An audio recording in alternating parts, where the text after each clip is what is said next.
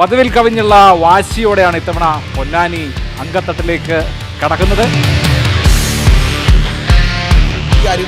നക്ഷത്രവും താമരയും തമ്മിലുള്ള പോരാട്ടം കാരണമായിരിക്കും വയനാട്ടിലേക്ക് രാഹുൽ ഗാന്ധി ചുരം കയറി വന്നിട്ടുണ്ടായിരിക്കുക. എന്റെ മറുപടി ഞാൻ പറഞ്ഞോളാം. കർണാടക, മഹാരാഷ്ട്ര, ബംഗാൾ ഉൾപ്പെടെ എല്ലായിടത്തും ഇന്ത്യ മുന്നണി ലീഗിനെ തരാതെ കൂട്ടുപിടിക്കുന്ന CPM തരും. പാനൂരത്തെ ബോംബ് നിങ്ങൾക്ക് വല്ല ബന്ധമുണ്ടോ? മുസ്ലിം ലീഗുകാരൻ ആഗ്രഹിക്കുന്ന മറുപടി പറയാൻ ഞാൻ ഇവിടെ വന്നു നിൽക്കേണ്ട ആവശ്യമില്ല.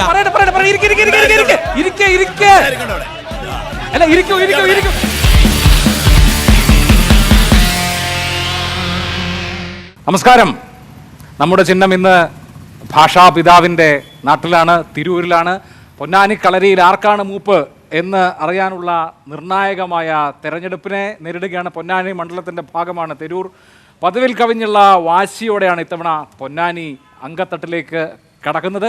അപ്പോൾ ആ പോരിൻ്റെ ആവേശം മുഴുവൻ ഒപ്പിയെടുക്കുകയാണ് ഇന്ന് ഈ രാത്രിയിൽ നമ്മുടെ ചിഹ്നം. എന്നോടൊപ്പം ശ്രീ TP അഷ്റഫ് അലി, അദ്ദേഹം മുസ്ലിം ലീഗിനെ UDF പ്രതിനിധീകരിച്ച്, Shri E Afsal CPIM LDF പ്രതിനിധീകരിച്ച്, ശ്രീ രവി തേലത്ത് BJP NDA പ്രതിനിധീകരിച്ച് ചർച്ചയിൽ പങ്കെടുക്കുകയാണ്. ഞാൻ ഒരുപാട് നീട്ടുന്നില്ല, നേരെ നമുക്ക് ചർച്ചയിലേക്ക് പോവാം. ശ്രീ അഫ്സൽ, ഇപ്പോൾ ഒരുപാട് ഫുട്ബോൾ കമ്പക്കാരുള്ള നാടാണ് മലപ്പുറം, നമുക്കെല്ലാവർക്കും അറിയാം. അപ്പോൾ ചില സീസണുകളിലൊക്കെ ചില ടീമുകൾ ചില കളിക്കാരെ ലോണിലെടുക്കാറുണ്ട്. എന്ന് പറഞ്ഞ പോലെ ഈ തെരഞ്ഞെടുപ്പ് മത്സരത്തിൽ നിങ്ങൾ മുസ്ലിം ലീഗിൽ നിന്ന് ഒരാളെ ലോണിനെടുത്തിട്ട് എന്തിനാണ് മത്സരിപ്പിക്കുന്നത്? സ്വന്തമായിട്ട് സ്ഥാനാർത്ഥി ഒന്നും ഉണ്ടായിരുന്നില്ലേ? ഞങ്ങൾ അർജന്റീന ഫാൻസുകാർക്ക് കുറേ കാലത്തിന് ശേഷമാണ് ഒരു വേൾഡ് കപ്പ് എന്നുള്ള സ്വപ്നം സഫലീകരിക്കാൻ വേണ്ടി കഴിഞ്ഞത്. അതേ സ്വപ്നം LDFന് പൊന്നാനി മണ്ഡലത്തിൽ കൂടി സഫലീകരിക്കാൻ. പൊന്നാനിയിലെ മെസ്സിയാണ് കെ സംസ. അതെ, തർക്കം എന്താണ്? പൊന്നാനിയിലെ മെസ്സിയാണ് കെ സംസ, പൊന്നാനിയിലെ അർജന്റീന ടീമാണ് LDF. ആണോ അഷ്റഫ് അലി? അല്ല, ഇവരുടെ ഇതിലും വലിയ സ്റ്റാർ സ്ട്രൈക്കർമാരൊക്കെ കളത്തിലുണ്ടായിട്ട് ഒരുപാട് തവണ പിറകെ നടന്നു. KT ജലീലിനോട് മത്സരിക്കുമോ? റൊണാൾഡോയാണോ? അല്ല, ഈ KT ജലീലിനോടൊന്ന് മത്സരിക്കുമോ? അബ്ദുറഹ്മാനോടൊന്ന് മത്സരിക്കുമോ? അങ്ങനെയുള്ള ഒരുപാട് ആളുകളും പിറകെ നടന്നു. ഇവിടെയുള്ള VP സാനുവിനെ പോലെ, ഫൈസലിനെ പോലെ മലപ്പുറത്തൊന്ന് ലക്ഷങ്ങളുടെ ഭൂരിപക്ഷത്തിൽ തിരികെ വന്ന ഒരുപാട് ആളുകളിവിടെ ഉണ്ട്. അവരൊന്നും തന്നെ ഈ വഴിക്ക് കടന്നു വരാതെ ഇരുന്ന സമയത്താണ് ഇപ്പോൾ CPMന് ഒരു സ്ഥാനാർത്ഥി കിട്ടിയിട്ടുള്ളത്. ആ സ്ഥാനാർത്ഥിയുടെ അവസ്ഥ എന്താകും, എത്ര ലക്ഷത്തിനാണ് പരാജയം ഉണ്ടാവുക എന്നുള്ളത് ഇവിടെ കാണാനിരിക്കുന്നേ ഉള്ളൂ. ഇവിടെ 19 സീറ്റും LDF നേടിയപ്പോഴും പൊന്നാനി ഇവിടെ UDFനോട് ഉറച്ചു നിന്നിട്ടുള്ള സീറ്റാണ്. അതുകൊണ്ട് തന്നെ ഈ പൊന്നാനിയിൽ അതിശക്തമായ ഒരു UDFന്റെ തരംഗം തന്നെയാണുള്ളത്. മലപ്പുറം മണ്ഡലം എടുത്തു കഴിഞ്ഞാൽ അഷ്റഫ് അലി, അവിടുത്തെ 7 നിയമസഭാ സെഗ്മെന്റുകളും UDFൻ്റെതാണ്. നിങ്ങൾക്ക് ആ നിലയ്ക്കുള്ള അപ്രമത്തമുണ്ട്. പക്ഷേ നമ്മൾ പൊന്നാനി എടുത്തു കഴിഞ്ഞാൽ നിങ്ങളെക്കാൾ കൂടുതൽ LDFന് സീറ്റുകളുള്ള ഇടമാണെന്ന് മാത്രമല്ല, ഇതുപോലെയുള്ള ഇമ്പാക്ട് പ്ലെയേഴ്സിനെ ഇറക്കിയിട്ട് താനൂര്, തവനൂര് ഒക്കെ പിടിച്ചിട്ടുള്ള മണ്ഡലമാണ് പൊന്നാനി. PV അൻവർ MLA അദ്ദേഹം വന്ന് ഇവിടെ പ്രസംഗിച്ചത്, ഞാനിവിടെ പരാജയപ്പെട്ടാൽ MLA സ്ഥാനം രാജിവെക്കുന്നതാണ്. 1,98,000 വോട്ടിനാണ് പരാജയപ്പെട്ടത്. അപ്പം ഞങ്ങളെ സംബന്ധിച്ചിടത്തോളം ഈ കാറ്റും കോളും ഒക്കെ ഞങ്ങൾ ഒരുപാട് കണ്ടതാണ്. അബ്ദുസമദ് സമദാനിയെ പോലെ ഏറ്റവും മികച്ച ഒരു പ്രഭാഷകനും സാംസ്കാരിക നായകനും മലയാളത്തിൻ്റെ അഭിമാനവുമായ ഒരു സ്ഥാനാർത്ഥിയെ ഇവിടെ മുന്നിൽ വെക്കുന്നതോടുകൂടി ഈ മണ്ഡലത്തിൻ്റെ, ഇപ്പോൾ ഭാഷാപിതാവിൻ്റെ മണ്ണിൽ നിന്നുകൊണ്ടാണ് ഈ നാടിനോട് ചേർന്ന് നിൽക്കുന്ന, ഈ നാടിൻ്റെ സംസ്കാരത്തോട് ചേർന്ന് നിൽക്കുന്ന, ഈ നാടിൻ്റെ വൈവിധ്യങ്ങളോട് ചേർന്ന് നിൽക്കുന്ന ആധുനിക ഇന്ത്യ ഇന്ന് ആഗ്രഹിക്കുന്ന വിധത്തിലുള്ള ഒരു ഉജ്ജ്വലനായ സ്ഥാനാർത്ഥിയാണ് ഞങ്ങൾ മുന്നോട്ട് വെച്ചിട്ടുള്ളത്. ഞങ്ങളെ സംബന്ധിച്ചിടത്തോളം ഞങ്ങൾക്ക് അതിശക്തമായിട്ടുള്ള ശുഭാപ്തി വിശ്വാസമാണുള്ളത്. വൻ ഭൂരിപക്ഷത്തിൽ വിജയിക്കും. ശരി. രവി തേലത്ത്, ഇത്തവണ മഹിളാ മോർച്ചയുടെ പ്രധാനപ്പെട്ട സംസ്ഥാന നേതാവിനെ നിവേദിത സുബ്രഹ്മണ്യനെ നിങ്ങൾ കളത്തിലിറക്കിയിരിക്കുകയാണ്. അപ്പോൾ ഫൈറ്റ് ഇത്തവണ LDFും UDFും തമ്മിൽ മാത്രമല്ല, ഞങ്ങൾ സീരിയസ് ആയി മത്സരിക്കുന്നുണ്ട് എന്നൊരു സന്ദേശം BJP കൊടുക്കുന്നുണ്ടോ? നരേന്ദ്രമോദിയുടെ 5 വർഷക്കാലം കഴിഞ്ഞപ്പോൾ എല്ലാവരും കൂടി രാഹുൽ ഗാന്ധിയെ പ്രധാനമന്ത്രിയാക്കും, പ്രധാനമന്ത്രി ആയേക്കും എന്നൊക്കെ കരുതിയ കുറച്ച് പേരെങ്കിലും ഉണ്ടായിരുന്നു. ഇത്തവണത്തെ സാഹചര്യം അതല്ല. ഇത്തവണ കോൺഗ്രസ്സുകാർ പോലും വിശ്വസിക്കുന്നില്ല രാഹുൽ ഗാന്ധി ഈ തെരഞ്ഞെടുപ്പ് കഴിഞ്ഞാൽ ഇന്ത്യയുടെ പ്രധാനമന്ത്രിയാവുമെന്ന് വിശ്വസിക്കുന്നില്ല.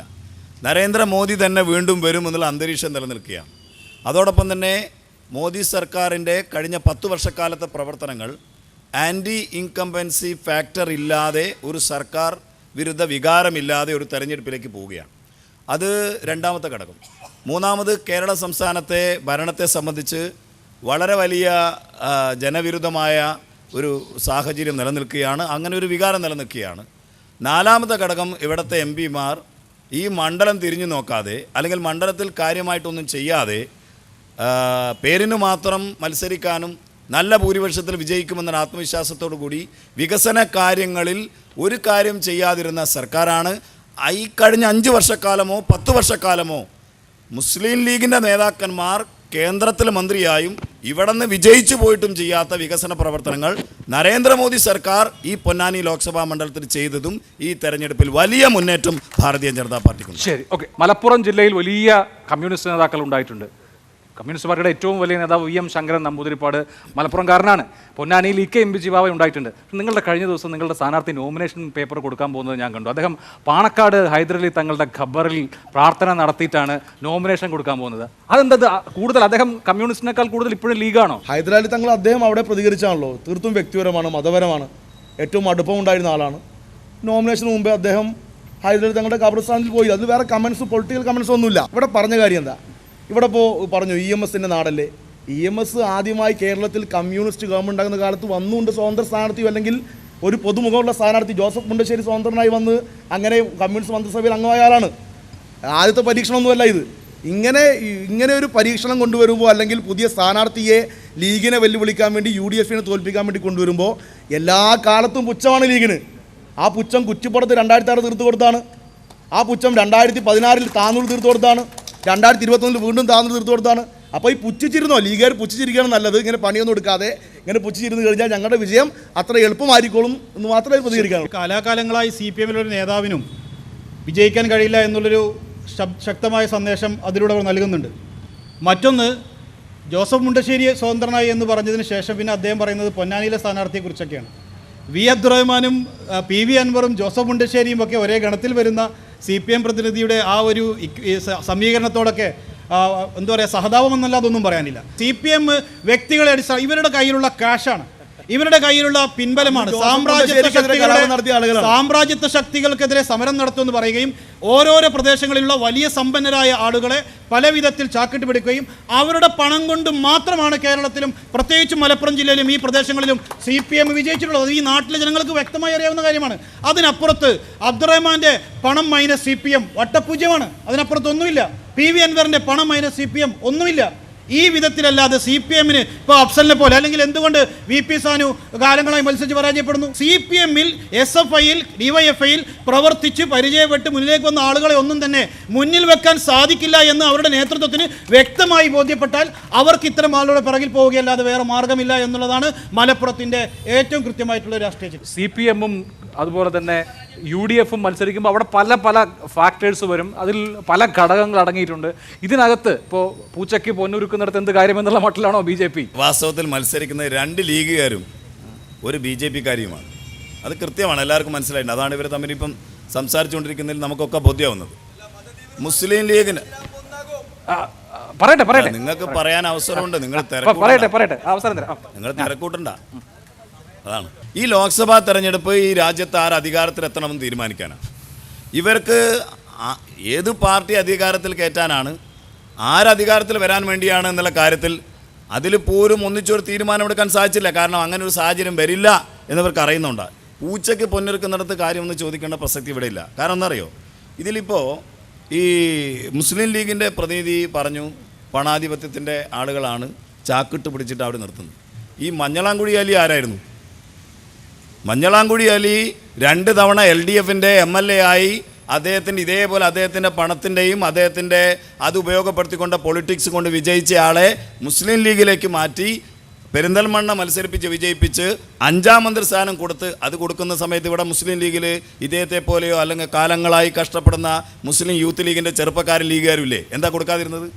കൊടുത്തിട്ടില്ല.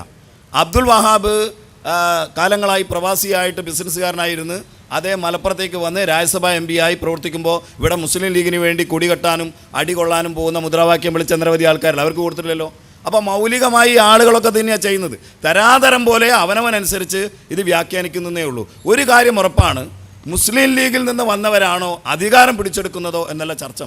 ഈ കഴിഞ്ഞ ഇത്ര കാലമായി പൊന്നാനി ലോക്സഭാ മണ്ഡലത്തിൽ വികസനം എത്തി നോക്കിയിട്ടില്ലാത്ത പ്രദേശത്തേക്ക് വികസനത്തിൻ്റെ കാര്യങ്ങൾ എത്തിച്ച ഒരു രാഷ്ട്രീയ പ്രസ്ഥാനം എന്നുള്ള നിലക്ക് ഇത്തവണ ഭാരതീയ ജനതാ പാർട്ടിക്ക് അനുകൂലമായി ജനങ്ങൾ ചിന്തിക്കും. നിങ്ങൾ ആ തിരൂർ റെയിൽവേ സ്റ്റേഷൻ ഒന്ന് പോയി നോക്ക്. മുസ്ലിം ലീഗുകാരുടെ എത്രയോ കാലമായിട്ടുള്ള ഈറ്റിലും പോറ്റിലാണല്ലോ. എന്തെങ്കിലും ഒരു ഓട് മാറ്റാൻ പോലും സാധിക്കാത്ത സ്ഥലത്താണ് ഇന്ന് ആ വിപ്ലവകരമായ മാറ്റം നിങ്ങൾ ആ തിരൂർ റെയിൽവേ സ്റ്റേഷൻ. ഞാൻ തിരൂരിൽ നിന്നാണ് പറയുന്നത്.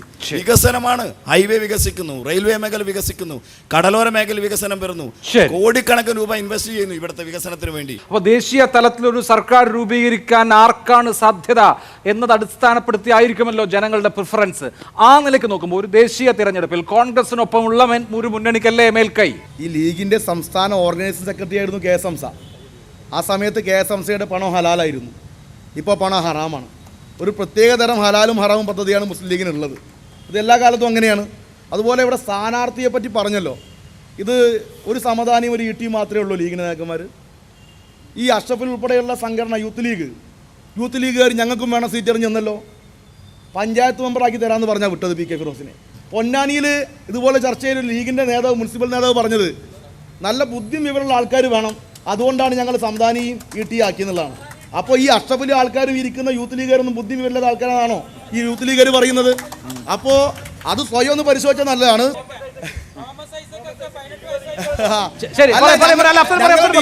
സീറ്റ് വേണമെന്ന് പറഞ്ഞ് ചെന്നിട്ടില്ല, അതാണ് വ്യത്യാസം. സീറ്റ് വേണമെന്ന് പറഞ്ഞ് ചെന്നിട്ടില്ല, അതാണ് വ്യത്യാസം. പാർലമെന്റ് മെമ്പറാകാൻ വേണ്ടി രാഷ്ട്രീയ പറയട്ടെ അല്ല ആദ്യം അതാണ് വ്യത്യാസം.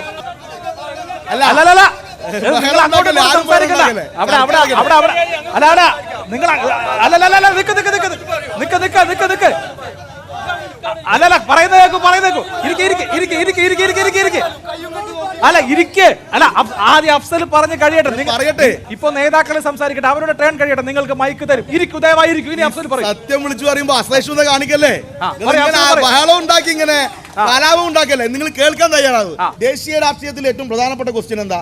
നരേന്ദ്രമോദി നിയന്ത്രിക്കുന്ന സർക്കാർ ഇനി ഒരു കാരണവശാലും രാജ്യം ഭരിക്കരുത്. നരേന്ദ്രമോദിയെ താഴെ ഇറക്കാൻ വേണ്ടി കഴിയണം. നരേന്ദ്രമോദിയെ താഴെ ഇറക്കാൻ വേണ്ടി കഴിയുമ്പോൾ നരേന്ദ്രമോദിയും ബി ജെ പിയും കഴിഞ്ഞ കാലങ്ങളിൽ രാജ്യത്ത് നടത്തിയ ചില ഇടപാടുകളുണ്ട്, കുതിരക്കച്ചവടമുണ്ട്. ആ കുതിരക്കച്ചവടത്തിന് വശംവദരാകാത്ത ആട്ടിൻകുട്ടികൾ പ്ലാവിൻ്റെ ഇല കാണുമ്പോൾ ആട്ടിൻകൂട്ടിലേക്ക് പോകുന്നത് പോലെ ബി ജെ പിക്കാർ കാശിൻ്റെ കെട്ടുകൊണ്ടൊന്ന് മണപ്പിക്കുമ്പോൾ പിന്നാലെ പോകുന്ന കോൺഗ്രസ്സുകാരെ ജയിപ്പിക്കുന്നതിനേക്കാൾ ഭേദം അടിയുറച്ചു നിൽക്കുന്ന ഇടതുപക്ഷത്തെ ജയിപ്പിക്കുന്നതാണ്. അതാണ് രാഷ്ട്രീയ വ്യത്യാസം. മുസ്ലിം ലീഗിൽ അടിയുറച്ചു നിൽക്കാത്ത കെ എസ് ഹംസ ഇനി അവിടെ അടിയുറച്ചു നിൽക്കുവോ? അല്ല, മുസ്ലിം ലീഗിൽ അടിയുറച്ചു നിൽക്കാത്തത് കെ എസ് ഹംസ മുസ്ലിം ലീഗിൽ നിന്ന് വന്നത് ഇടതുപക്ഷത്തേക്കാണ്, CPM-ലേക്കാണ്. അല്ലാതെ പത്മജ വേണുഗോപാൽ പോയ BJP-യിലേക്കല്ല. അതാണ് വ്യത്യാസം.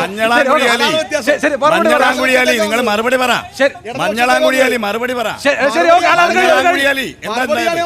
മഞ്ഞളാംകുടിയാലി എന്താ ഉണ്ടായത്? ദേശീയ രാഷ്ട്രീയത്തിലുള്ള കാഴ്ചപ്പാടെന്ന് പറഞ്ഞാൽ ഇവിടുത്തെ BJP-യെ ഭരണത്തിൽ നിന്നും ഇറക്കി വിടുന്നതിന് വേണ്ടിയുള്ള ഒരു സ്ട്രാറ്റജിയാണ്. ആ സ്ട്രാറ്റജിക്ക് ആകെ 55 സീറ്റിൽ മത്സരിക്കുന്ന CPM-ന് എന്ത് ചെയ്യാൻ സാധിക്കും? അതിൽ 22 സീറ്റുമാർ മത്സരിക്കുന്നത് ബംഗാളിൽ കോൺഗ്രസിൻ്റെ കൂടെയാണ്. ആ ഒരു CPM-ന് എത്രത്തോളം വിജയസാധ്യതയുണ്ട്? അപ്പോൾ ഇവിടെ കേന്ദ്രത്തിൽ BJP-യെ പ്രതിരോധിച്ചുകൊണ്ട് ഒരു സർക്കാരിനെ ഇവിടെ കൊണ്ടുവരണമെങ്കിൽ, ഈ രാജ്യത്തിൻ്റെ മതേതരത്വവും ജനാധിപത്യവും സംരക്ഷിക്കണമെങ്കിൽ, ഈ രാജ്യത്തിൻ്റെ ഫെഡറൽ തത്വങ്ങൾ സംരക്ഷിക്കണമെങ്കിൽ, പിണറായി വിജയന് പോലും കേരളം ശരിക്കും ഭരിച്ചു മുന്നോട്ട് പോകണമെങ്കിൽ കേന്ദ്രത്തിൽ കോൺഗ്രസ് നേതൃത്വത്തിലുള്ള ഭരണം വരണം.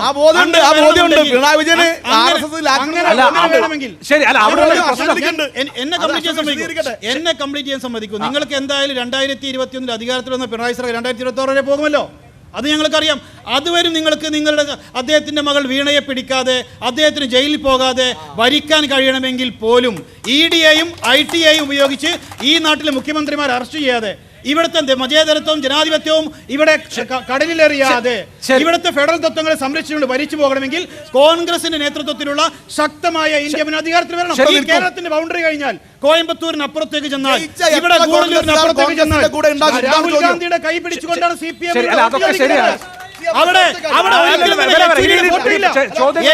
ഫോട്ടോ ഇല്ല, പ്രകാശ് കാരാട്ടിന്റെ ഫോട്ടോ ഇല്ല, അവിടെയുള്ളത് മുഴുവൻ രാഹുൽ ഗാന്ധിയുടെ ഫോട്ടോയാണ്. അങ്ങനെയുള്ള അഫ്സൽ നീതി കാണിക്കണം കോൺഗ്രസിനോട് എന്നാണ്. പൗരത്വ നിയമത്തെക്കുറിച്ച് ഒരു അക്ഷരം മിണ്ടാതെ പ്രകടന പത്രിക ഇറക്കിയിട്ടുള്ള കോൺഗ്രസ്, ആ കോൺഗ്രസിന്റെ നേതാവ് രാഹുൽ ഗാന്ധിയെ സ്വീകരിക്കാൻ മുസ്ലിം ലീഗിന് കൊടിയെടുത്ത് പോകാൻ പറ്റാത്ത അവസ്ഥ, ഇതൊക്കെ നിൽക്കുമ്പോഴാണ് കോൺഗ്രസ് ആണ് ബദൽ എന്ന് നിങ്ങൾ പറയുന്നത്. രാഹുൽ ഗാന്ധിയെ പോലെ ഒരു വ്യക്തി ഇന്ത്യ രാജ്യത്ത് ഫാസിസ്റ്റ് സർക്കാരുകൾക്കെതിരെ, നരേന്ദ്രമോദിക്കെതിരെ, അമിത്ഷാക്കെതിരെ, ഇവരുടെ മുഴുവൻ ആക്രമണത്തിനുമെതിരെ നെഞ്ചു വിരിച്ച് ഇന്ത്യയുടെ നെടുകയും സഞ്ചരിച്ചുകൊണ്ട് പോരാട്ടങ്ങൾ ബിജെപിയെ കുറിച്ചാണ് പറയുന്നത്. അല്ല ബിജെപിയെ പറയുമ്പോൾ നിങ്ങൾ എന്തിനാണ് ശരി ശരി അല്ല അഷ്റഫ് അലി പറയട്ടെ. ഞാൻ ഇന്ത്യയിലെ ഫാസിസ്റ്റ് സർക്കാർ എന്ന് പറയുമ്പോൾ എന്തിനാണ് CPM പ്രതിനിധികൾ പൊള്ളുന്നത്? എനിക്കത് മനസ്സിലാവില്ല. അത് അഫ്സലിന് അറിയില്ല എങ്കിൽ സീതാറാം യെച്ചൂരിയോട് ചോദിക്കുക, വൃന്ദ കാരാട്ടിനോട് ചോദിക്കുക, പ്രകാശ് കാരാട്ടിനോട് ചോദിക്കുക, ഏറ്റവും മിനിമം MA ബേബിയോടെങ്കിലും ചോദിക്കുക. രാഹുൽ ഗാന്ധി ഇന്ത്യയിലെ ഫാസിസ്റ്റ് വിരുദ്ധ പോരാട്ടത്തിൽ അദ്ദേഹം ഉണ്ടോ ഇല്ലേ എന്ന്.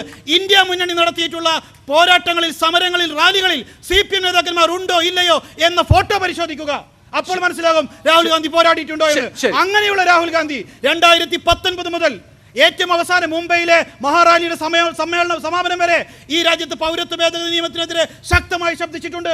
ഒരു സംശയം അക്കാര്യത്തിലില്ല. ഇവര് ഇങ്ങനെ തർക്കിക്കേണ്ട ഒരു കാര്യമില്ല. നരേന്ദ്രമോദി സർക്കാരിനെ താഴെ ഇറക്കാനാണെങ്കിൽ നല്ലൊരു അഡ്ജസ്റ്റ്മെന്റിൽ സീറ്റൊക്കെ വീതം വെച്ച് നിങ്ങൾ ആ ഇന്ത്യ മുന്നണിയായിട്ട് മത്സരിക്കുന്നതായിരുന്നു നല്ലത്. ഒന്നാമത്തെ കാര്യം. ഇന്ന് ഈ തർക്കം ഉണ്ടായില്ല. അവിടെ രാഹുൽ ഗാന്ധി ഉണ്ടോ, ഇവിടെ യെച്ചൂരി ഉണ്ടോ, ഈ തർക്കത്തിന് പറയട്ടെ അഷ്റഫ് അലി പറയട്ടെ. അല്ല BJP എവിടെ ഉണ്ട് നോക്കണ്ടല്ലോ. അങ്ങനെയാണെങ്കിൽ അയക കണ്ടേ നിങ്ങൾക്ക് തെരഞ്ഞെടുക്കാൻ. ഇപ്പോ ആള് ഇനിയും മത്സരിക്കാൻ BJP ഇല്ലെങ്കിൽ BJPക്കാര് അരുണാചൽ പ്രദേശിലെ മുഖ്യമന്ത്രി അടക്കം എതിരില്ലാതെ തെരഞ്ഞെടുക്കപ്പെടണേ നിങ്ങൾ. അത് നോക്കും നിങ്ങൾ. അത് ഞങ്ങൾക്ക് വിരോധമൊന്നുമില്ല. പക്ഷേ ഇത് രാഷ്ട്രീയത്തിൽ ഇവിടെ ഒന്ന് പറഞ്ഞു, അവിടെ ഒന്ന് പറഞ്ഞു. നിങ്ങളാണ് ആശയം. മിണ്ടാതിരിക്കണ്ടേ കേട്ടാ. ഒരു ചർച്ചയും മര്യാദക്ക് നടക്കൂല. അല്ല നിങ്ങൾ തുടക്കത്തിലേ തുടങ്ങിയിട്ടുണ്ട്. തുടക്കത്തിലേ ഉണ്ട്. നിങ്ങൾ വെറുതെ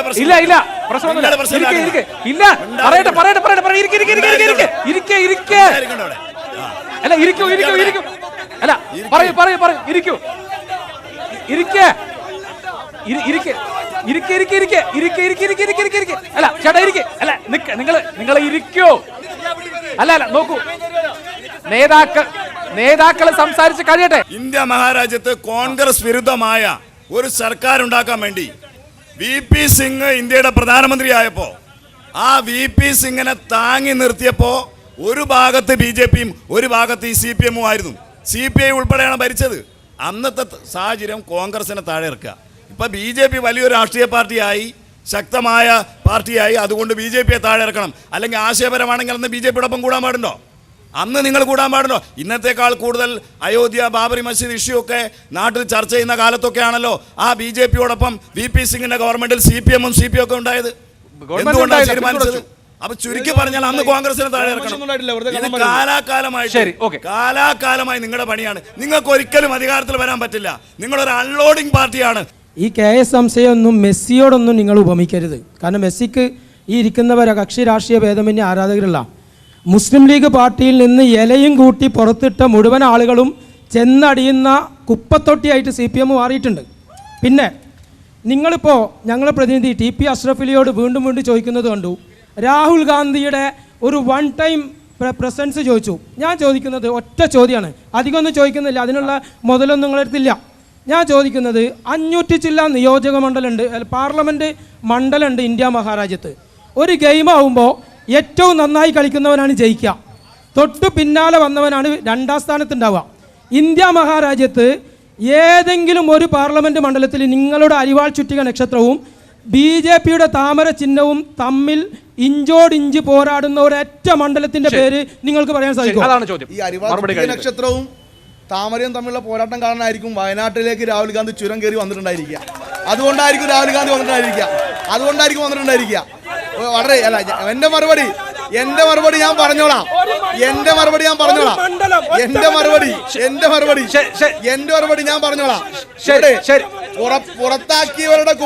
പുറത്താക്കിയവരുടെ കുപ്പത്തൊട്ടി എന്ന് പറഞ്ഞു.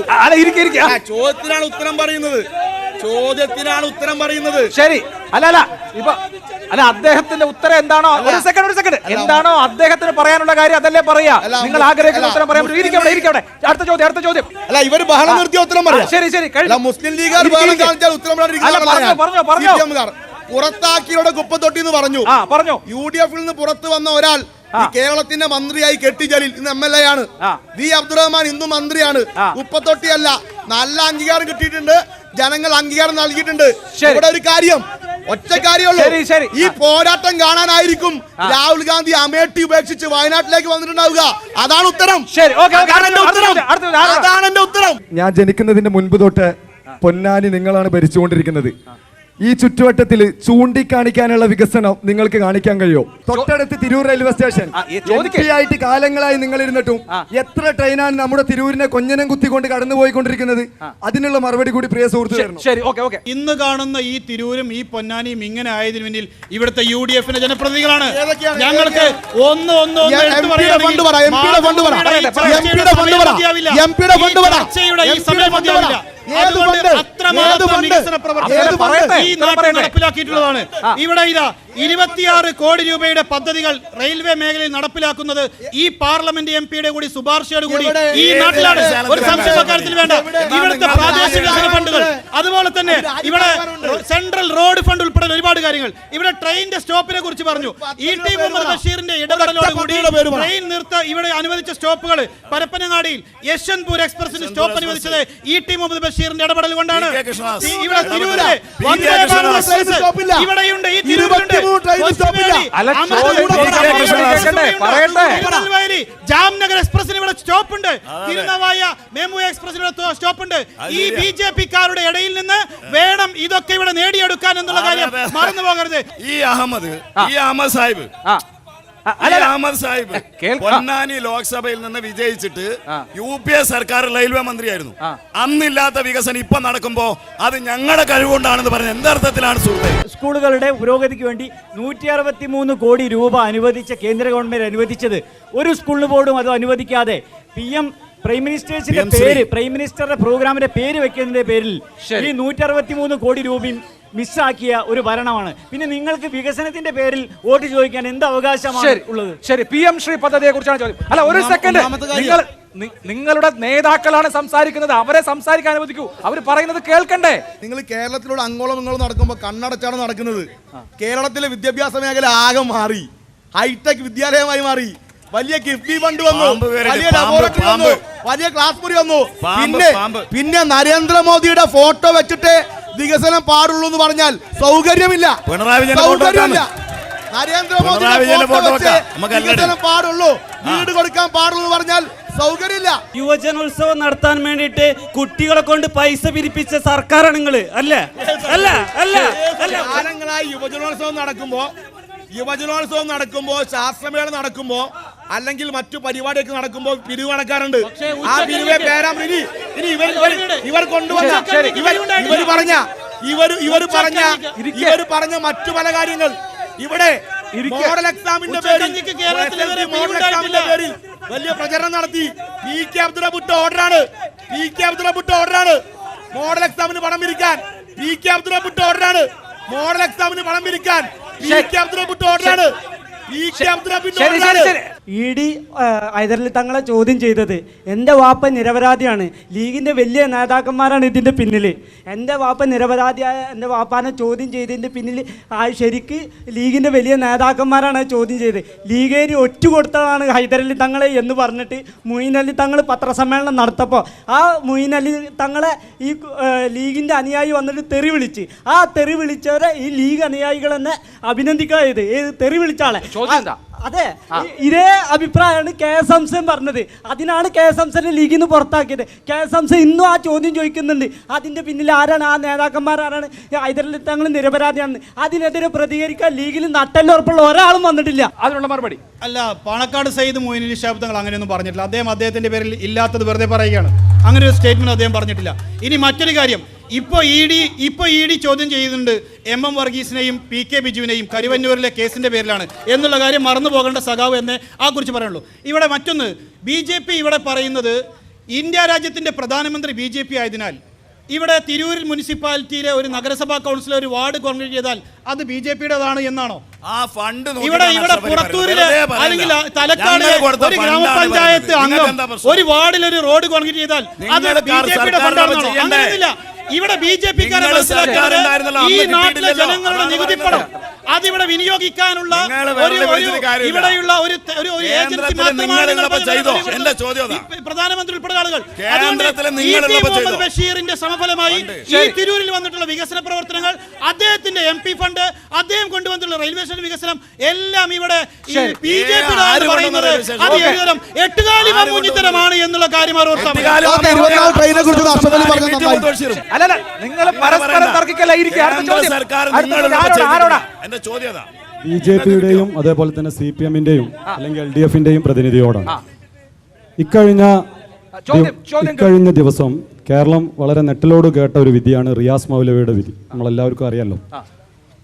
അതിൽ അഡ്വക്കേറ്റ് ഷുക്കൂർ വക്കീൽ, അതും പത്രത്തിലൊക്കെ വന്നതാണ്, ഷുക്കൂർ വക്കീൽ പറഞ്ഞത് UAPA ചുമത്താതിരിക്കാൻ പിണറായി വിജയൻ അത് സർക്കാരിൻ്റെ പോളിസിയല്ല, അതുകൊണ്ട് അത് UAPA ചുമത്തുന്നില്ല എന്നുള്ളൊരു സംസാരം ഷുക്കൂർ വക്കീൽ പറഞ്ഞിരുന്നു. ഞാൻ ഇതിനോട് കൂട്ടിച്ചേർക്കുന്നത് 2020 പന്തീരാങ്കാവ് കേസ്, ഹലനും തോഹയും അവരെ UAPA ചുമത്തിയപ്പോൾ അതിനെ ഒരു തെറ്റാണെന്ന് പറയാത്ത CPM അല്ലെങ്കിൽ പിണറായി സർക്കാർ മുസ്ലിങ്ങൾക്ക് മാത്രം, മുസ്ലിം നാമധാരികൾക്ക് മാത്രം ചുമത്തുന്ന ഈ പോളിസി നിങ്ങൾ BJP-യിൽ നിന്ന് കടമെടുത്തതാണെന്നുള്ളതാണ് CPM-നോടുള്ള ചോദ്യം. FIR-ൽ UAP ഇട്ട കേസുകൾ UAPA നിൽക്കുമോ നിൽക്കണ്ടേ എന്ന് തീരുമാനിക്കാൻ ഒരു റിവ്യൂ കമ്മിറ്റി കേരളത്തിൽ വർക്ക് ചെയ്യുന്നുണ്ട്. UAP ഒഴിവാക്കേണ്ട കേസുകൾ ഒഴിവാക്കുന്നുണ്ട്. റിയാസ് മൗലവിയുടെ കാര്യം, ആരാണ് UAPA നിയമം കൊണ്ടുവന്നത്? റിയാസ്, ആരാണ് UAPA നിയമം കൊണ്ടുവന്നത്?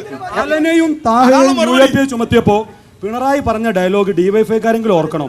അവർ ചായ കുടിക്കാൻ പോയതല്ല എന്നാ പറഞ്ഞത്. ഇത് നാട്ടിൽ കലാപം ഉണ്ടാക്കാൻ മാത്രം ആ വ്യക്തിയുടെ, റിയാസ് മൗലവിയുടെ മയ്യത്ത് പോലും സ്വന്തം കുട്ടികൾ പഠിച്ചിരുന്ന മദ്രസയിൽ വെക്കാതെ അന്ന് കാസർഗോഡ് കലാപം ഉണ്ടാവും എന്ന് പറഞ്ഞിട്ട് നേരെ കൂർഗിലേക്ക് കടത്തിയ ആൾക്കാരാണ്.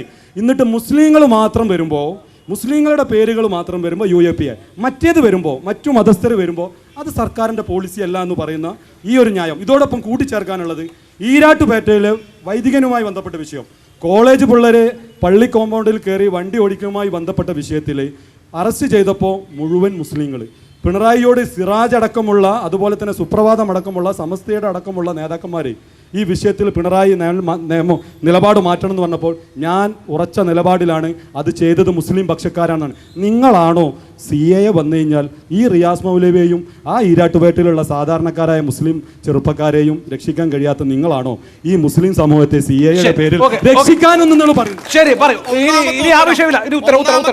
UAPA എന്ന് പറയുന്ന കാട്ടാള നിയമം, കാടൻ നിയമം കൊണ്ടുവന്നത് ലീഗ് പിന്തുണക്കുന്ന UPA സർക്കാരാണ്. അന്നും ഇന്നും UAPA എതിർക്കുന്ന സമീപനമാണ് കമ്മ്യൂണിസ്റ്റ് പാർട്ടി ഓഫ് ഇന്ത്യ മാർക്സിസ്റ്റിനുള്ളത്, LDF-നുള്ളത്. ഞാൻ പറഞ്ഞോട്ടെ, ആരെങ്കിലും തായും നിങ്ങൾ DYFI-കാരൊക്കെയല്ലേ? ഏത് DYFI-കാരനായാലും UAPA കേസ് മാത്രമല്ല രാജ്യത്ത് കേസുള്ളത്. UAPA ഈ കേരളത്തിൽ ചുമത്തപ്പെട്ടത് 2 കേസിലാണോ? മുസ്ലിങ്ങൾ മാത്രം പ്രതികളായ കേസാണോ UAPA-ക്കുള്ളത്? അങ്ങനെ അഭിപ്രായങ്ങൾക്കുണ്ടോ? എന്നാൽ ശരിയല്ല. മുസ്ലിങ്ങൾ മാത്രമല്ല കേരളത്തിൽ UAPA കേസിൽ പ്രതികളായിട്ടുള്ളത്. അതിന് റിവ്യൂ ചെയ്യാൻ കൃത്യമായ സിസ്റ്റമുണ്ട്. UAPA നിയമത്തിൽ CPM-ന് കൃത്യമായ നിലപാടുണ്ട്. ആ നിയമം കിരാത നിയമമാണ്, മതന്യൂനപക്ഷങ്ങളെ അടിച്ചമർത്താൻ ഉപയോഗിക്കുന്ന നിയമമാണ്. അത് ഇൻട്രൊഡ്യൂസ് ചെയ്തത്, കൊണ്ടുവന്നത് കോൺഗ്രസും ലീഗും നിയന്ത്രിക്കുന്ന കേന്ദ്ര ഗവൺമെന്റാണ്. 7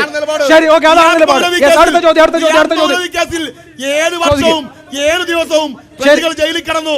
സർക്കാർ അപ്പീൽ പോയിട്ടുണ്ട്. നമ്മുടെ ചാനലുകളൊക്കെ BJP ഈ കേന്ദ്ര സർക്കാരിൻ്റെ വികസന പ്രവർത്തനങ്ങൾ എന്ന് പറഞ്ഞിട്ട് ഭയങ്കരമായിട്ട് പരസ്യം, 5G അടക്കം കൊണ്ടുവന്നത് നരേന്ദ്രമോദി എന്നുള്ള രീതിയിലുള്ള പരസ്യങ്ങളാണ് കാണുന്നത്. നമ്മൾ തൊട്ടപ്പുറത്തുള്ളൊരു സ്ഥാപനമാണ് BSNL, ഒരു സെൻട്രൽ ഗവൺമെൻറ് സ്ഥാപനമാണ്, സർക്കാർ സ്ഥാപനം. എന്താ അവിടുത്തെ അവസ്ഥ? 5G പോയിട്ട് 4G ആയിട്ടുണ്ടോ? ആ ബിൽഡിങ്ങിൽ 2 ജീവനക്കാരേ ഉള്ളൂ, 2 ജീവനക്കാർ. എന്താണ് നിങ്ങളുടെ വികസന കാഴ്ചപ്പാട്? അല്ലല്ല, നിങ്ങളെ പറയട്ടെ, ഉത്തരം പറയട്ടെ. അല്ല, നിങ്ങൾ പരസ്പരം സംസാരിക്കണ്ട. ഇവിടെ ഉത്തരം പറയാൻ ആളില്ലേ? ഇവിടെ വന്ന് നിന്നോ? അല്ല, ഇവിടെ വന്ന് നിന്നോ? ശരി, പറ. അണക്കുണ്ടാക്കല്ല, ഞാനിവിടെ നിൽക്കുന്ന, എനിക്ക് പറയാനാ, നീ പറയാൻ നിൽക്കുന്നില്ലേ? ഇവിടെ വന്ന് നിന്നോന്ന്. ശരി, പറ. നിങ്ങൾ പറഞ്ഞോ. നിങ്ങളുടെ മനസ്സിലുള്ള ശക്തമായ രാഷ്ട്രീയവും ശക്തമായ വർഗീയതയും പുറത്തേക്ക് വരുന്നതിന് നിങ്ങൾ കുറ്റം പറയരുത്. സംസാരിക്കണ്ട. നിങ്ങൾ ആദ്യം അതൊക്കെ മാറ്റിയാലേ രാഷ്ട്രീയ പ്രവർത്തനം നടത്താൻ ഇത് പറയൂ. പറ്റൂ. അതാണ് എന്റെ കഴിഞ്ഞോ? വിഷയം. ഉത്തരം കഴിഞ്ഞോ? അതാണ് എന്റെ വിഷയം. ശരി, കഴിഞ്ഞു. ഇനി അടുത്ത ചോദ്യം ആരാണ്? ഞങ്ങൾ തരാൻ ഉദ്ദേശിക്കുന്നില്ല ലീഗുകാർക്ക് തരാൻ ഉദ്ദേശിക്കുന്നില്ല. ഇല്ല. CPM-മാർ തരും. CPM-മാർ തരും. ലീഗിനെ തരാതെ പോലെ കൂട്ടുപിടിക്കുന്ന CPM-മാർ തരും. ഞങ്ങൾ പരസ്പരം സംസാരിക്കണ്ട. നിങ്ങളെ സർട്ടിഫിക്കറ്റ് ചോദിച്ചു ശരി. പിണറായി തരും. അല്ല, എനിക്ക് മനസ്സിലാവുന്നില്ല. നിങ്ങൾ പരസ്പരം അങ്ങോട്ടും ഇങ്ങോട്ടും തർക്കിക്കുന്നത് എന്തിനാണ്? നിങ്ങൾ തമ്മിലല്ല അഡ്ജസ്റ്റ്മെന്റ്. നിങ്ങൾ പരസ്പരം സംസാരിക്കേണ്ട കാര്യമില്ല. നേതാക്കൾക്ക് അറിയുന്ന കാര്യമല്ലേ. അവിടെ ചോദിക്കാനുള്ളതും പറയാനുള്ളതൊക്കെ അവരാണ് പാനലിസ്റ്റുകൾ, അവരാണ് പറയാം. 5 വർഷത്തേക്ക് ഒരു തെരഞ്ഞെടുപ്പ്, അത് സംസ്ഥാനത്തിലായാലും കേന്ദ്രത്തിലേക്കായാലും നടക്കുന്ന തെരഞ്ഞെടുപ്പിൽ ഏത് ചെറിയ രാഷ്ട്രീയ പാർട്ടി ആയാലും വലിയ രാഷ്ട്രീയ പാർട്ടി ആയാലും ഒരു തെരഞ്ഞെടുപ്പ് പ്രകടന പത്രിക പുറത്തിറക്കാറുണ്ട്. ആ തെരഞ്ഞെടുപ്പ് പ്രകടന പത്രികയിൽ ഊന്നിയെന്നുകൊണ്ടാണ് പിന്നീടുള്ള പ്രവർത്തനങ്ങൾ നടത്തേണ്ടത്. അപ്പോൾ അതിൻ്റെ ഭാഗമായി പ്രത്യേകിച്ച് പൊന്നാനി പോലുള്ളൊരു മണ്ഡലത്തിൽ മുസ്ലിം ലീഗ് ആണ് പ്രതിനിധിയായിട്ട് ഇവിടെ UDF-ൻ്റെ പ്രതിനിധിയായിട്ട് മത്സരിക്കുന്നത്. ആ മുസ്ലിം ലീഗിൻ്റെ കൂടെ നിൽക്കുന്നതായുള്ള കോൺഗ്രസ് പാർട്ടി ചേർന്നാണ് UDF സംവിധാനം.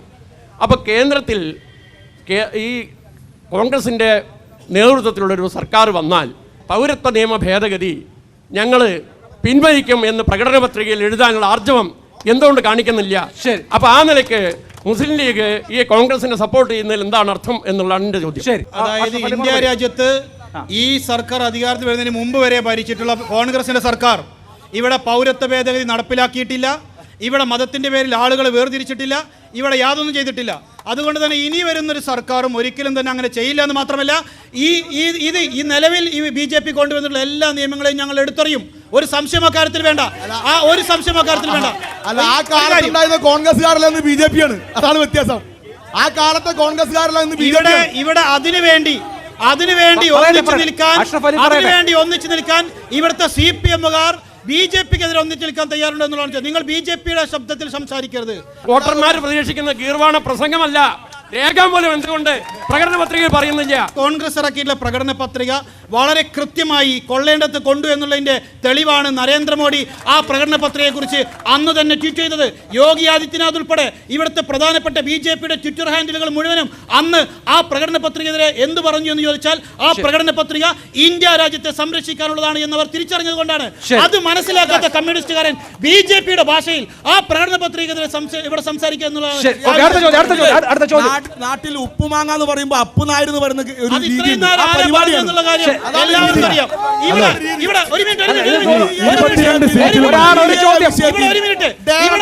ഒരു സദസ്സിൽ നിന്ന് ചോദിച്ച ഒരു ചോദ്യത്തിന് പോലും മര്യാദക്ക് മറുപടി പറയാത്ത CPM-ന്റെ പ്രതിനിധിയാണ് ഇവിടെ പറയുന്നത്. ഇതിനോട് മാത്രം 22 സീറ്റ് മത്സരിക്കുന്ന നിങ്ങൾ എന്ത് പ്രകടന പത്രികയാണ് നടത്തുന്നത്? 2004 BJP സർക്കാർ എങ്ങനെ താഴെ ഇറങ്ങി നോക്കിയാൽ മതി. 2004 BJP സർക്കാർ എങ്ങനെ താഴെ ഇറങ്ങി? 2004 BJP സർക്കാരിനെ ആര് താഴെ ഇറക്കി? മുസ്ലിം ലീഗാണോ? ശരി, മുസ്ലിം ലീഗാണോ? ശരി. അടുത്ത ചോദ്യം ആരോടാണ്? അടുത്ത ചോദ്യം പ്രതിനിധിയോടാണ് ചോദിക്കാനുള്ളത്. അന്ന് ബംഗാളും ത്രിപുരയുണ്ട്, ഇപ്പൊ അവിടെ കാലിയാണ്, പൂജ്യമാണ്. അന്ന് ബംഗാളും ത്രിപുരയുണ്ട്, ഇപ്പൊ അവിടെയൊക്കെ പൂജ്യം. ശരി. അടുത്ത ചോദ്യം. അത് കഴിഞ്ഞു. പൊന്നാനി പാർലമെന്റ് മണ്ഡലത്തിൽ നിന്നും നമ്മളെ നമ്മളെ ഹംസാക്ക ജയിച്ചു പോയി കഴിഞ്ഞാൽ കാരണം കേൾക്കുന്നില്ല കേട്ടോ. ചോദിച്ചോളൂ, ഞാൻ പറഞ്ഞുതരാം ചോദ്യം. ജയിച്ചു പോയി കഴിഞ്ഞാൽ പ്രധാനമന്ത്രി സ്ഥാനാർത്ഥിയായിട്ട് ആരെ പിന്തുണയ്ക്കുന്നു? ശരി, ആരാണ് നിങ്ങളുടെ പ്രധാനമന്ത്രി സ്ഥാനാർത്ഥി? ഹംസ ഡൽഹി പോയാൽ ആരെ പിന്തുണയ്ക്കും? ആരെങ്കിലും പ്രധാനമന്ത്രിയാക്കാനല്ല, നരേന്ദ്രമോദിയും BJP-യും പ്രധാനമന്ത്രിയാകാതിരിക്കാനുള്ള പോരാട്ടമാണ്. അതാണ് വ്യത്യാസം. ആരാണോ BJP-യെ താഴെ ഇറക്കാൻ പ്രാപ്തമായുള്ളത് അവരെ പിന്തുണക്കും. അതിന്റെ ആവശ്യം വരില്ല. ആരാണോ BJP നിങ്ങളെ ചോദ്യത്തിന്റെ ആവശ്യം വരില്ല. അഫ്സലിന് വേണ്ടി ഞാൻ മറുപടി പറയാം.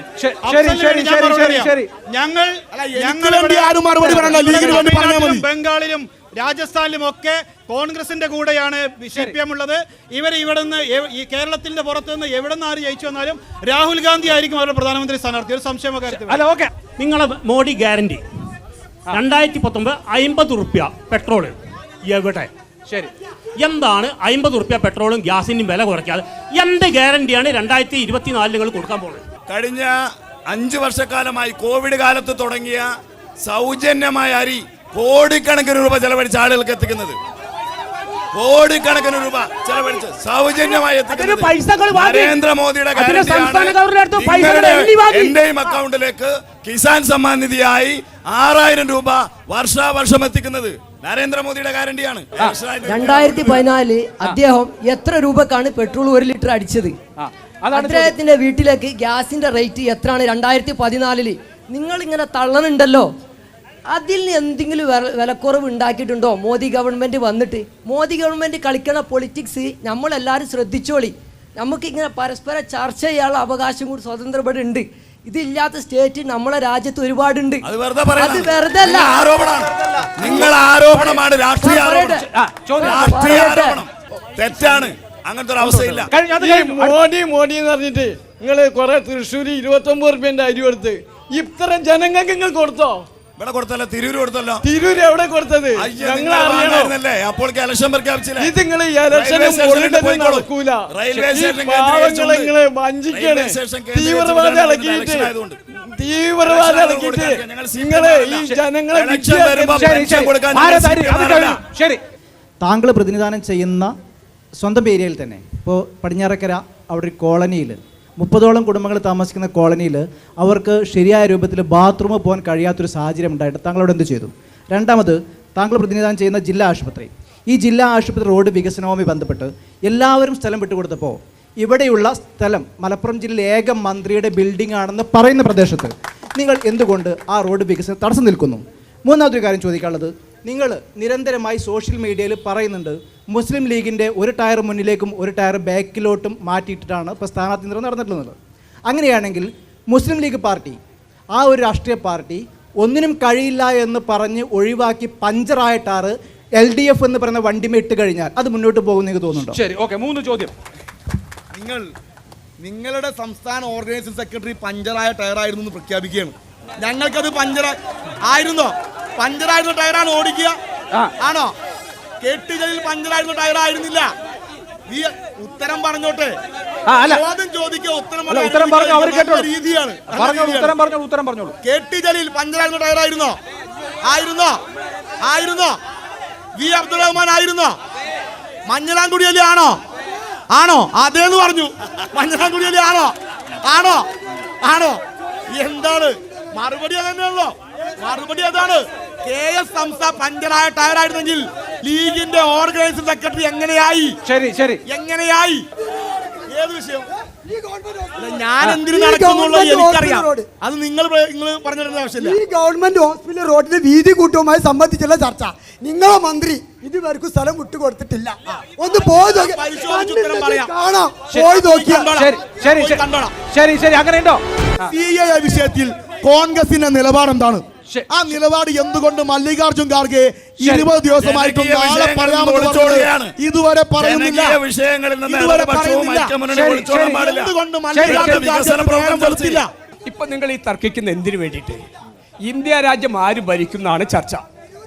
ഇതില് നിങ്ങൾ എത്ര ചർച്ച ചെയ്തിട്ട് കാര്യമില്ല. അത് നരേന്ദ്രമോദി ആയിരിക്കും ഇന്ത്യൻ പ്രധാനമന്ത്രി. അതിന് ഒരു വിട്ടുവീഴ്ചയില്ല. ചോദ്യമുണ്ടോ? അല്ല, നിങ്ങൾക്ക് എന്തെങ്കിലും പരിശോധന എന്നോടുണ്ടോ? രാഹുൽ ഗാന്ധി പ്രധാനമന്ത്രിയാവുന്ന നിങ്ങൾക്ക് എന്തെങ്കിലും ധൈര്യം ഉണ്ടോ? ഒരു സംശയം വേണ്ട. BJPക്ക് കേവല ഭൂരിപക്ഷം കിട്ടില്ല. പറഞ്ഞ കാര്യത്തിന് മറുപടി പറയാം. ഈ രാജ്യത്ത് നടക്കുന്ന ഈ തെരഞ്ഞെടുപ്പിൽ BJPക്ക് കേവല ഭൂരിപക്ഷം കിട്ടില്ല. ഒരു സംശയം കർണാടക, മഹാരാഷ്ട്ര, രാജസ്ഥാൻ, ഡൽഹി, ഹരിയാന തുടങ്ങി അങ്ങോട്ട് ബംഗാൾ ഉൾപ്പെടെ എല്ലായിടത്തും ഇന്ത്യ മുന്നണി ഒരു സംശയം അക്കാര്യത്തിൽ വേണ്ട. നിങ്ങൾ അധികാരത്തിൽ വരില്ല. ഒന്ന്. മറ്റൊന്ന് കോൺഗ്രസിന്റെ ദേശീയ ഗാനം പാടിയപ്പോ സംസ്ഥാനം വിളിച്ചു പറഞ്ഞിട്ട് കാര്യമില്ല. നാളെ ഇന്ത്യയുടെ സുപ്രീം കോടതിയിൽ വരികയാണ്. ഈ 9-ാം തീയതി സുപ്രീം കോടതിയിൽ സുപ്രീം കോടതി ബഹുമാനപ്പെട്ട സുപ്രീം കോടതി ചീഫ് ജസ്റ്റിസ് നൽകിയ ഇവിടെ കേന്ദ്ര ഗവൺമെന്റ് അഫിഡവിറ്റ് നൽകാൻ കൊടുത്ത സമയം അവസാനിപ്പിച്ച് നാളെ ഇന്ത്യയുടെ സോളിസിറ്റർ ജനറൽ മറുപടി കൊടുത്ത് വാദത്തിന് വരികയാണ്. കേസിന്റെ പേര് അഫ്സൽ അറിയോ? IUML versus union of India എന്നാണ്.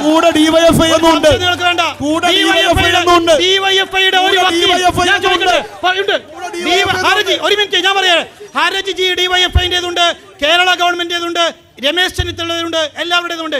DYFIക്ക് വേണ്ടിയും കേരള ഗവൺമെന്റിന് വേണ്ടിയും സുപ്രീം കോടതിയിൽ ഹാജരായ വക്കീലിന്റെ പേര് പറയാൻ സാധിക്കോ? ഞങ്ങൾ വക്കീലിന്റെ പേര് കപിൽ സിബൽ എന്നാണ്, ഇന്ദിര ജയ്സിംഗ് എന്നാണ്, അഡ്വക്കേറ്റ് ഹാരിസ് മീര എന്നാണ്. ഹർജി കൊടുത്തിട്ട് വീട്ടിൽ പോയിരിക്കുന്ന DYFIയെ പോലെയല്ല, ഹർജി കൊടുത്തിട്ട് ഇവിടെ വന്ന് പ്രസംഗിക്കുന്ന പിണറായി വിജയനെ പോലെയല്ല. ഞങ്ങൾ ലീഗൽ ഫൈറ്റ് ആണ് നടത്തുന്നത്. ലീഗൽ ഫൈറ്റ് ആണ്.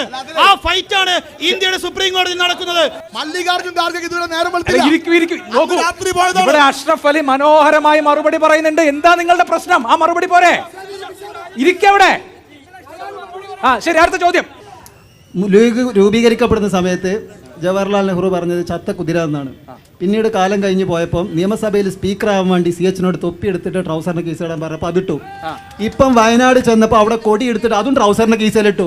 ഇനി ഒരു കാലത്ത് ഇതുപോലെ BJP മറ്റുള്ള ആളുകളൊക്കെ കൂടെ കൂടിയിട്ട് വല്ല ആരോപണം ഉന്നയിച്ചാൽ IUML എന്നുള്ള എം എന്ന അക്ഷരം ഇൻഡിക്കേറ്റ് ചെയ്യുന്നത് മുസ്ലിം എന്നാണ്. ആ മുസ്ലിം എന്ന ആ പാർട്ടി കൂടി അതിന് ഒഴിവാക്കോ ഇല്ല എന്നുള്ളതാണ് ചോദിച്ചത്. ഇന്ത്യയിൽ വിവിധങ്ങളായിട്ടുള്ള ജനവിഭാഗങ്ങളുടെ സ്വത്വം സംരക്ഷിച്ചുകൊണ്ട് ഈ രാജ്യത്തിന്റെ ഭരണഘടനയ്ക്കനുസരിച്ച് പ്രവർത്തിക്കുന്ന രാഷ്ട്രീയ പാർട്ടിയാണ് ഞങ്ങൾ. ഞങ്ങളുടെ ഐഡന്റിറ്റി നിലനിർത്തി ശക്തമായി രാജ്യത്ത് മുന്നോട്ട് പോകും. ഒരു സംശയം ആർക്കും അക്കാര്യത്തിൽ വേണം. പക്ഷേ സ്വന്തം കൊടി നടത്താൻ വേണ്ടി കഴിയില്ല. സ്വന്തം കൊടി നടത്താൻ വേണ്ടി കഴിയില്ല.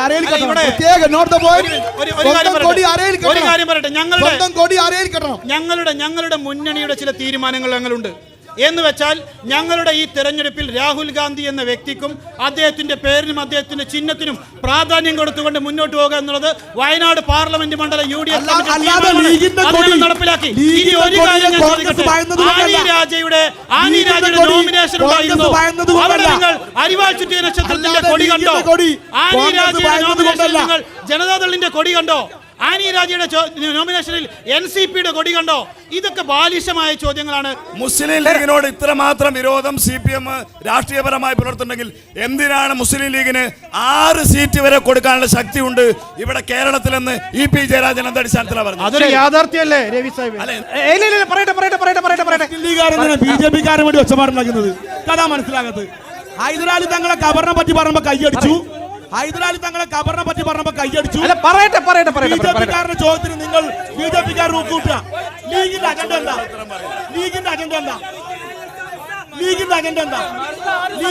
എന്താ? ഹൈദരാലി തങ്ങളെ പറ്റി പറഞ്ഞപ്പോ കൈയടിച്ചു. BJP-കാരന്റെ ചോദ്യത്തിന് മറുപടി പറയുമ്പോ കച്ചറ ഉണ്ടാക്കുന്നു. ചോദ്യത്തിന് ഉത്തരം പറയട്ടെ സുഹൃത്തെ.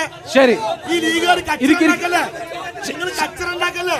ശരി, ചോദിച്ച ചോദ്യത്തിന് ഉത്തരം പറഞ്ഞില്ല. EP ജയരാജന്റെ സ്റ്റേറ്റ്മെന്റിന് മറുപടി. ശരി, മറുപടി ഞാൻ പറയാം. മുസ്ലിം ലീഗിന്റെ നിയമസഭയിൽ അംഗബലം വെച്ച് അതിന് ശേഷിയുണ്ട്. അത് ആർക്കും മനസ്സിലാക്കാലോ, ബുദ്ധിയുള്ളവർ മനസ്സിലാക്കില്ലേ?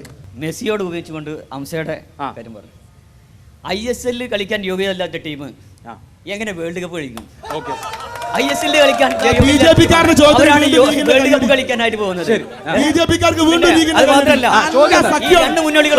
രണ്ട് മുന്നണികളും ഇപ്പൊ ഇവിടെ നിന്ന് തല്ലുവിടുന്നുണ്ടല്ലോ. ഇത് ഇവിടുന്ന് അങ്ങോട്ട് അപ്പുറം കടന്നു കഴിഞ്ഞാല് ഇവരെ കൊടി കെട്ടാൻ ഒരു വണ്ടി കിട്ടാനിട്ട് അത്രയും വലിയ വണ്ടി വേണം. ഇവരെ കൊടി കെട്ടണമെങ്കിൽ 1500 കോടിയോളം വരും. ആ കൊടി കെട്ടണമെന്നുണ്ടെങ്കിൽ ഒരു വണ്ടി കിട്ടാനില്ല. അതിനുവേണ്ടി അറിയുന്ന ചോദ്യം തന്നെയാണ്.